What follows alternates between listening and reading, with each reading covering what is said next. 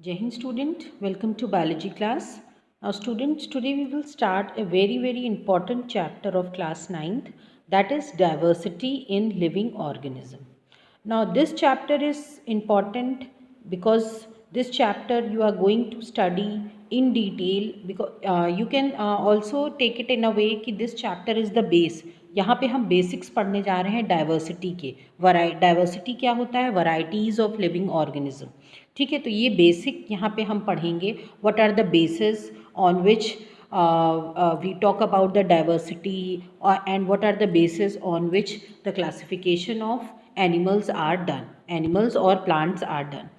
And then this chapter we are going to study in class 11th. It is detail, and all the kingdoms which we are going to study, that in 11th you are going to study separately under separate chapter. Okay, so this chapter is very important because of this only. Now let's start with the introduction of the chapter. As the name suggests, diversity in living organism. Diversity माने क्या होता है बेटा? Diversity माने होता है varieties. Okay, so there are varieties of living organism. If you see around yourself, around your where you are living, okay, so आप अगर अपने चारों तरफ देखोगे, you will see abundant of living organism. ठीक है, abundant of living organism living on this earth, and each and every living organism is different from each another. None of the organism is identical. ठीक है, I am not talking about the species. If you talk about a particular species, that is similar, having similar characters, but there are abundance of living organism, starting from plants, starting from your prokaryotes, okay, to chordata.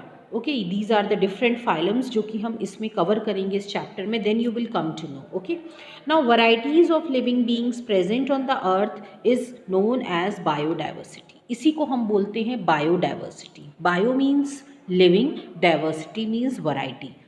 If you will compile, then variety of living organism that are living on this earth, that is known as biodiversity. Okay, so biologists, they have identified and classified about 1.7 million species of organism on this earth.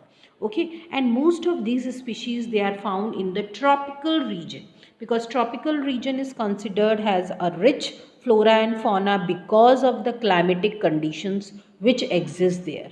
ठीक है, जो भी वहाँ पे climatic conditions हैं उसकी वजह से बहुत वो वहाँ पे रिच फ्लोरा और फौना, दैट इज़ प्लांट और एनिमल्स पाए जाते हैं.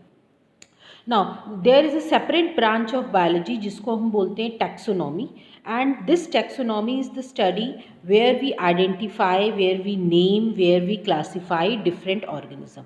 हम उनको पहचानते हैं और उनको एक particular एक system है जिसके थ्रू हम उनको naming करते हैं. Okay, this all is studied under the branch जिसको हम बोलते हैं taxonomy. Now here very important thing, Carolus Linnaeus. Now this scientist has a great contribution in the field of taxonomy. Okay, इनको father of taxonomy भी कहा जाता है. जो अभी हम binomial system of nomenclature पढ़ेंगे, okay, that is given by Carolus Linnaeus. आप किसी भी organism के अगर हम naming की बात करें, scientific naming की बात करें, तो आप कुछ नाम से ऑलरेडी फेमिलियर है. जैसे ह्यूमन बींग्स को होमो सैपियंस कहा जाता है. ओके, फ्रॉग को राना टिग्रीना कहा जाता है. सो ये जो नेमिंग दिया है, that naming was given by this scientist, और इन्होंने ये नेमिंग जो है बायनोमियल्स जो है नॉमेनक्लेचर के थ्रू नेमिंग किया था, जिसमें हम किसी भी ऑर्गेनिज्म को दो नाम देते हैं. पहला नाम कहलाता है genus and second name is known as species. Okay, that also we are going to study. Now classification of living organism.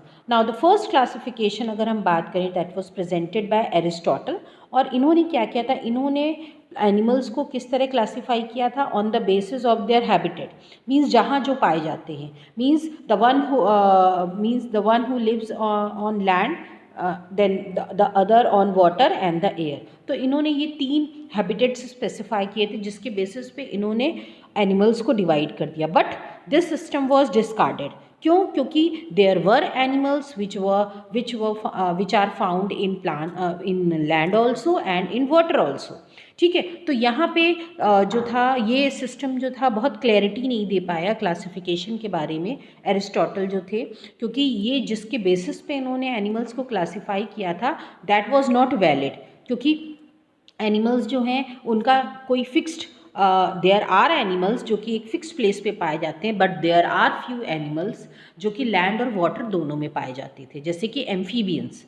Plants की बात करोगे तो ब्रायोफाइट्स ये ग्रुप है, ठीक है, तो उनके लिए कोई भी प्लेस इन्होंने नहीं बताया था। Okay, so it can be easily observed that the animals that live at a particular habitat, say land, are still so different from each other.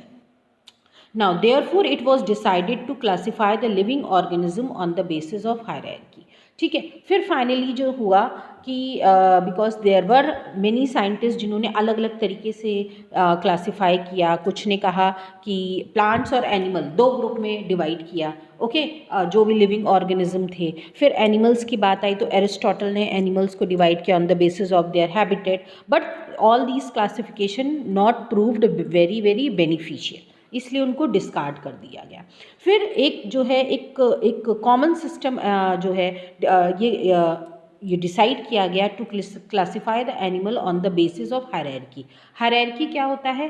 Classification, taxonomical classification को हम हायरार्की बोलते हैं, जिसमें एनिमल्स विथ सिमिलर कैरेक्टरिस्टिक, ठीक है, similar characteristic animals जिनके होते हैं उनको एक ग्रुप में रखा गया है। और जैसे जैसे हम हायरार्की में लो टू हाई जाते हैं तो कॉम्प्लेक्सिटी बढ़ती जाती है, ठीक है, जो भी कैरेक्टर्स हैं वो सिमिलर कैरेक्टर्स कम होते जाते हैं। अगर हम जो है बिल्कुल हाई लेवल की बात करें तो kingdom occupy the top most position in the hierarchy, और सबसे लोअर मोस्ट पोजीशन की बात करें तो स्पीशीज़। ओके, तो स्पीशीज़ में हम जो है ज़्यादा सिमिलैरिटी हमको नहीं मिलेगी among the species, but kingdom की अगर हम बात करें, किंगडम लाइक एनिमल किंगडम, तो उसमें आपको एक कॉमन सिमिलैरिटीज़, बहुत सारे सिमिलर कैरेक्टर्स मिलेंगे। Okay, so organism having similar characteristic were placed in a similar category. Now अब बात आती है कि why there is a need to classify animals, क्या ज़रूरत पड़ गई क्लासिफिकेशन की। ओके, सो क्लासिफिकेशन की, because you all know there are millions of organism, millions of species which exist on this earth. So it's not easy for us, for you to remember the characters of each and every individual. So just in order to make our study easy, अपनी study को easy बनाने के लिए ये जो है categories, ये classification किया गया।